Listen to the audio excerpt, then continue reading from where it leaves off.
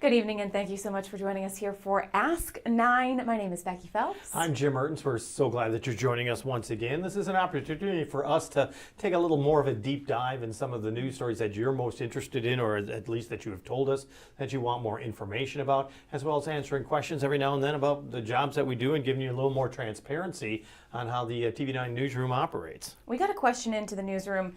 It was a great question, a very specific question about the school bonds that we have been covering for so long now. So this is in particular about the Cedar Rapids school bond. That references a lot of numbers, a lot of facts. One of them is how much the bond will cost homeowners. So Pierre reached out to us asking, what is the average cost of a home in Cedar Rapids? Because the statistic often references that the bond will cost the average homeowner $89.60 a year, or $7.47 a month.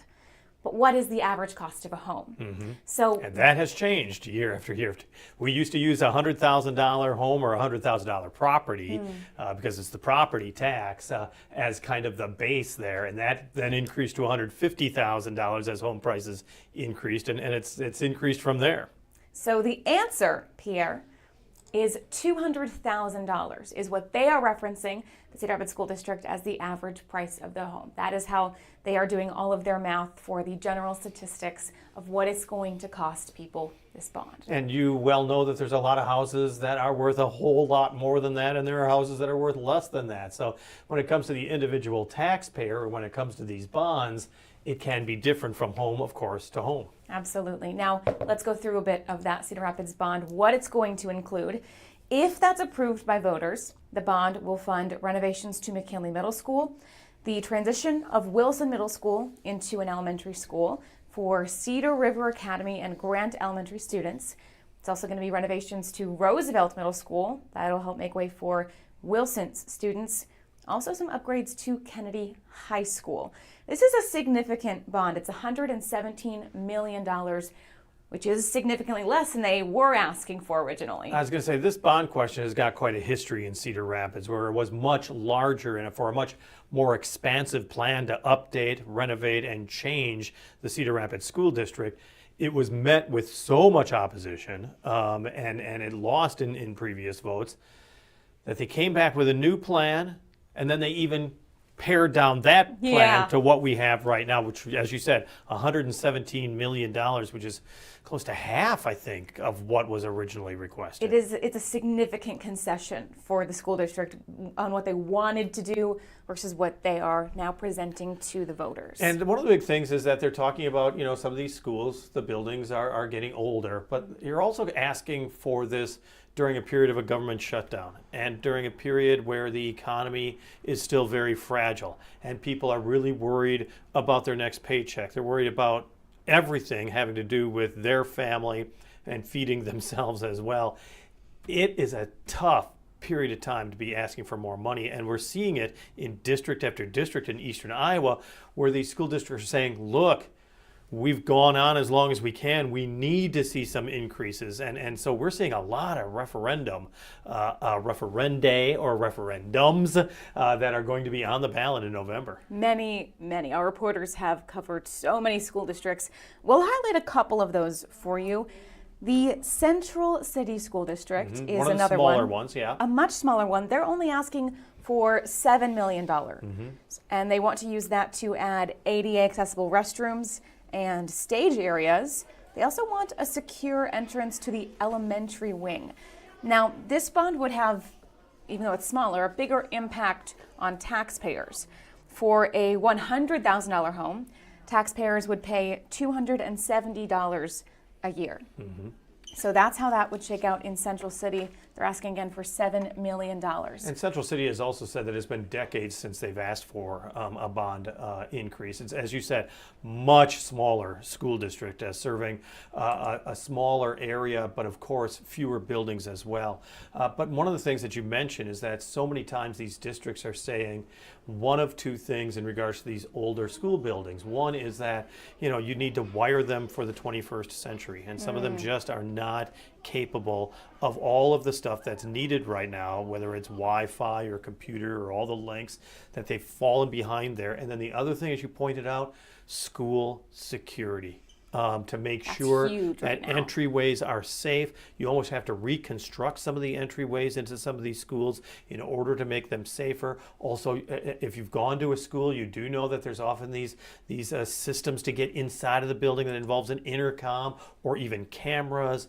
A lot goes into security these days. And so those are two areas that these districts are always talking about. It's not just necessarily that the building is old and needs that maintenance, and it's far more expensive to maintain an older building than perhaps a new one, but it's also all of these issues about technology and school security. Absolutely. We'll take you to one more school district, the Dubuque Community School District, asking for a $70 million bond referendum. A lot of sevens in these numbers. Maybe that's a lucky number. $70 million. They want to focus on the district's middle schools, consolidating them actually from 3 down to 2. So their plan, if they get the $70 million, is to close down Jefferson Middle School, and then Roosevelt will stay regardless of the outcome. The future of Washington Middle School is really dependent on how this vote shakes out. They're going to demolish Washington after they build a new middle school on the site. The plan is to use an additional $52 million in sales tax funds along with that $70 million. So their plan is much bigger than that $70 million, but they need that piece from this bond. Impact for homeowners, we're back to looking at a $200,000 home. The estimated annual tax would be $94.86.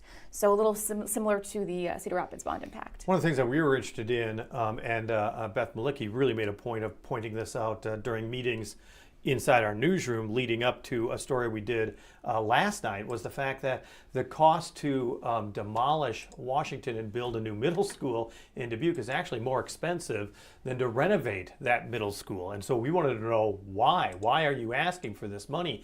Last night we did a story with that, and Keegan Turnbow, who is in our Dubuque Bureau, looked into it, and the district is saying, yes, the upfront cost is more expensive, but once again, we're talking about maintaining an older building, which is more than 100 years old, with a new building. In the long run, it is cheaper, the Dubuque School District says, to actually tear down the school and start anew. So that was one of the questions that we wanted answered, that we got answered last night. Yeah, the district's largely looking at these as investments that they have waited so long to make.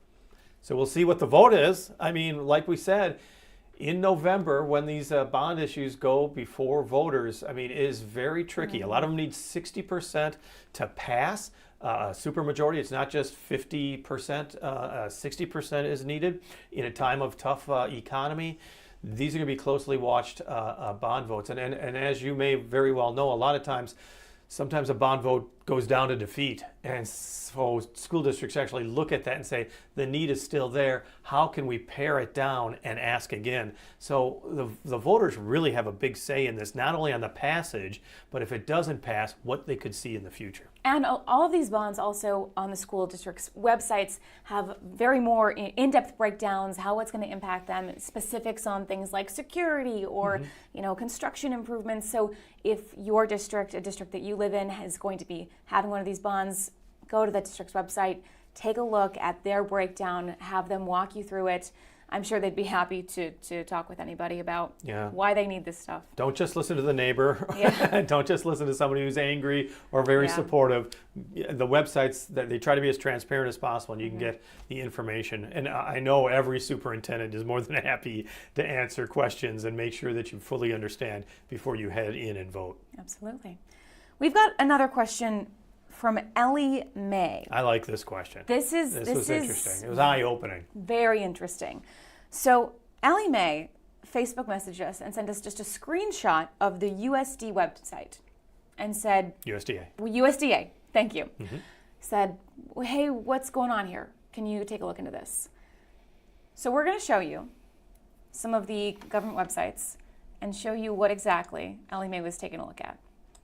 Okay, this is a housing and urban development, and this very large red banner is immediately what you see. The radical left in Congress shut down the government. HUD will use available resources to help Americans in need. We have seen this on websites not only for HUD, but Health and Human Services has it. The State Department website has it. in various forms. Other websites I noticed don't necessarily have it. The IRS, DOT, Social Security. I did a Google search and started looking at all of these. So it's not every single federal agency that has it, but we noticed these immediately. This is on the HUD website as well. Yeah, just in case you missed that red banner, this pop-up appears eventually on the webpage, rephrasing that message. You can close out of it, but again, that's all there. And we'll go to the USDA in particular, that same message At the very top. up there. here at the top of the screen. So why is the message up? And the other big question, does it violate federal law? There's a thing called the Hatch Act that is really being used by critics of this who say you are not allowed to, if you're a government agency, you're supposed to stay impartial, nonpartisan. And also you're not supposed to, let's say you're a high-ranking official and I am on this happened with Kellyanne Conway back in 2019 or so, where you're pitching a book that maybe Laura Trump has written or something like that, and that was happening. Or gee, buy these Doge tokens of the Trump administration. You're not supposed to be profiting from your government service or your government position. Same thing is that you're not supposed to give out partisan. You're supposed to stay, because you're serving the American people. You're not serving one party or the other. And so the real question, there has been complaints in regards to these websites, is whether or not this violates the Hatch Act. Yeah, so of the 15 executive departments in Trump's cabinet, at least 10 have posted similar messages like this, directly blaming Democrats for the ongoing government shutdown, which, are we in day 22 of that? It keeps increasing, Keeps I'll tell going. you that. So these are on the official websites, official social media sites. There have been reports of out-of-office emails coming from the Department of Education with that same language, blaming Democrats for the shutdown. There's also, let's say you work for the Department of Education and you're furloughed. You may have recorded a message on your phone saying, I'm sorry, I'm furloughed. Hopefully this will be resolved soon. In some instances, your personal phone message that you sent out has been overridden by the department with some of these messages saying, you know, Becky's not at her office because of this Democratic caused shutdown. So it's on the websites, it's on some of the government phone lines for missed messages.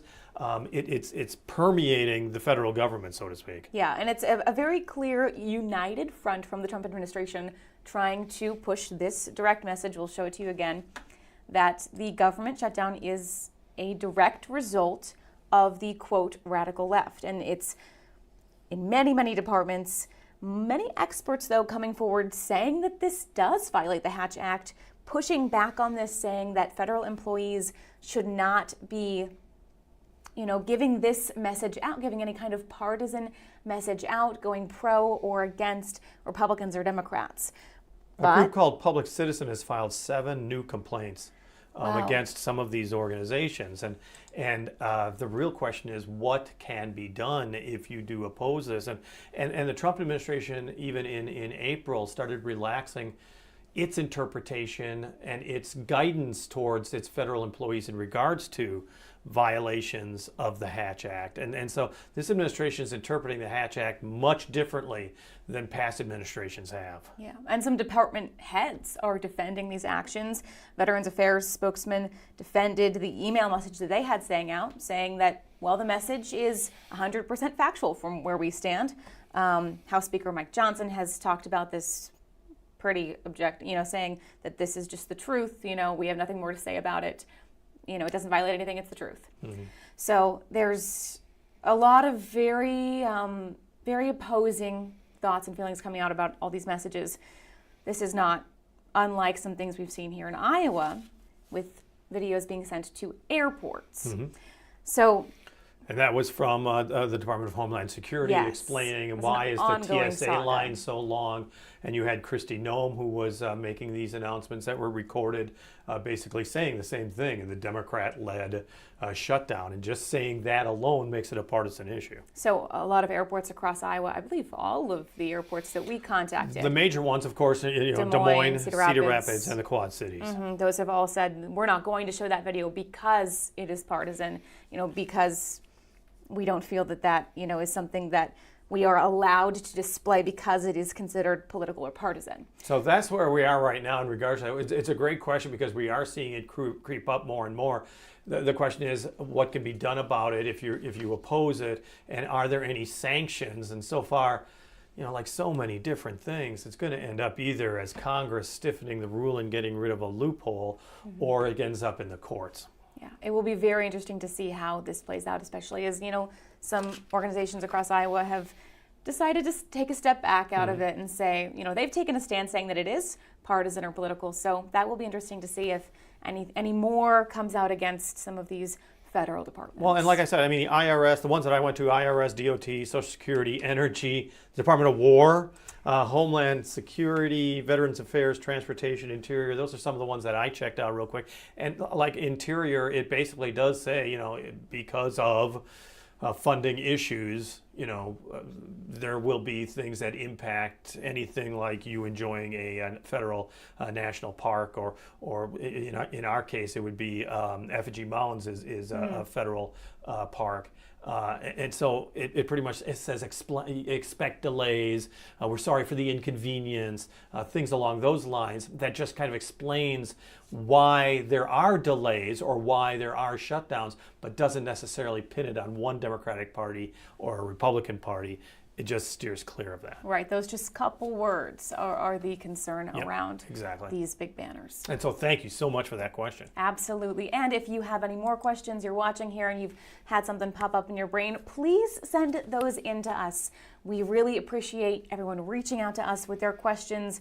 As we report the news, things come up that we discuss in the newsroom that we just don't have time to get to always. So we love to hear what you guys want to hear more about. And so we appreciate those questions, and it's so easy. Just message KCRG on Facebook. You can email us as well. Old school email, I guess, is now old school. So those are your... Is it? I don't know. Call us. It's moving so fast for me. But anyhow, Snail mail. If you got questions, ask 9. All right. You can join Jim and Beth coming up on the TV9 News at 6. We will see you right back here for Ask 9 tomorrow.